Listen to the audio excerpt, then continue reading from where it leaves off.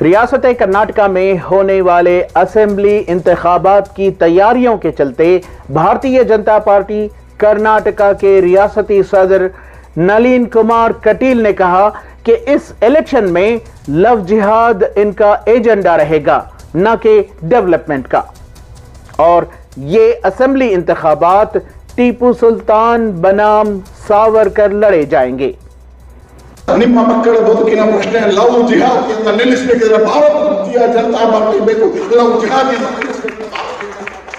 Sir, ನಾನು ಇವತ್ತು ಹೇಳ್ತೇನೆ, ಮುಂದಿನ ಚುನಾವಣೆ ಸಿದ್ದರಾಮಣ್ಣ ಬನ್ನಿ, ನೀವು ಸವಾಲಿಗೆ ಟಿಪ್ಪು ಮತ್ತು ಸಾವರ್ಕರ್ನ ಮಧ್ಯೆ ನಡೀತದೆ. ಈ ದೇಶಕ್ಕೆ ರಾಷ್ಟ್ರಭಕ್ತ ಬೇಕಾ, ಸಾವರ್ಕರ್ ಬೇಕಾ, ಟಿಪ್ಪು ಬೇಕಾ, ಚರ್ಚೆ ಮಾಡೋಣ ಬನ್ನಿ। जबकि दूसरी जानिब बीजेपी व आरएसएस के सीनियर मुस्लिम लीडर मुजम्मिल अहमद बाबू का कहना है कि ये असेंबली इंतखाबात में बीजेपी का इलेक्शन एजेंडा कम्युनल नहीं बल्कि सेक्युलर होगा। इलेक्शन के लिए जो है बीजेपी की जो तैयारी होगी इलेक्शन के लिए वो कैसी होगी, उसमें क्या कम्युनल एजेंडा रहेगा नहीं रहेगा? हरगिज नहीं रहेगा, कम्युनल नहीं रहेगा, सेक्युलर एजेंडा रहेगा। और इंशाअल्लाह और हमें पूरी उम्मीद है कि हुकूमत हम ही बनाएंगे। एजेंडा क्या रहेगा, क्या क्या कैसे आप लोगों को रिझाएंगे? इसमें एक ही बात बोलेंगे, सब मिलके जो है मोदी साहब सबका साथ सबका विकास सबका विश्वास, वो एजेंडे पे इलेक्शन लड़ेंगे। तो इस मरतबा कम्युनल एजेंडा नहीं रहेगा, हरगिज नहीं रहेगा। तो ये जो बजरंग दल वीएचपी वाले जो ये शरंगेजी फैलाते हैं उनका क्या? वो अपने आप खामोश हो जाएंगे, अपने आप खामोश होना। ये कौन ये इंडिया जो है ये सेक्युलर, इसमें जो है आजादी के लिए हर एक का खून बहा है, तो उस हिसाब से वो खून जरूर रंग लाएगा। मगर अफ्रेड होने की वजह से अब अफ्रेड होने की जरूरत नहीं है, क्योंकि पूरे येडियुरप्पा साहब शुरू से जो है बिल्कुल सेक्युलर लीडर है वो। ऐसा बसवराज बोम्मई जी भी जो है इस चीज को जो है वेलकम नहीं करते। किस चीज को? ये कम्युनलिज्म को सभी जो। इस सिलसिले में वेलफेयर पार्टी कर्नाटका के सदर एडवोकेट ताहिर हुसैन ने कहा कि बीजेपी हुकूमत करप्शन व स्कैम्स में मुलव्विस है। चूंकि इसके पास कोई मुद्दा नहीं, मजहबी जज्बात को भड़काने के लिए टीपू सुल्तान का नाम लेकर इलेक्शन लड़ने का एजेंडा तैयार कर रही है।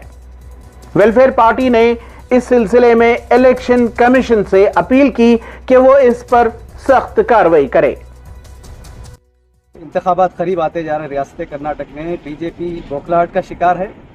अभी जो बीजेपी के रियासती सदर हैं उन्होंने जो बयान दिया है कि आने वाले इंतखाबात में लव जिहाद को जो है इलेक्शन का मुद्दा बनाया जाएगा। इसके बाद फिर उन्होंने ये कहा कि सावरकर और टीपू सुल्तान के नाम पर इलेक्शन लड़ा जाएगा। ये इस बात की तरफ इशारा कर रहा है कि बीजेपी के पास अवामी मुद्दे नहीं हैं, क्योंकि पिछले जो हुकूमत उसने की है उसमें बीजेपी ने सिर्फ करप्शन ही किया है, जिसकी वजह से इस वक्त उसके पास कोई मुद्दे नहीं हैं। तो वो चाहती है कि इसी तरह के भड़काऊ मुद्दे उठा करके इस मरतबा वो इलेक्शन में जाएगी, जबकि अवाम यहाँ रियासत में परेशान है। अवाम महंगाई को लेकर के परेशान है, बहुत सारे मुद्दे हैं, आम इश्यूज़ हैं जो लोगों को परेशान कर रहे हैं। तो बीजेपी को चाहिए कि वो इन इश्यूज़ पर बात करें। हम नलीन कुमार कटील के इस बयान की सख्त मजम्मत करते हैं।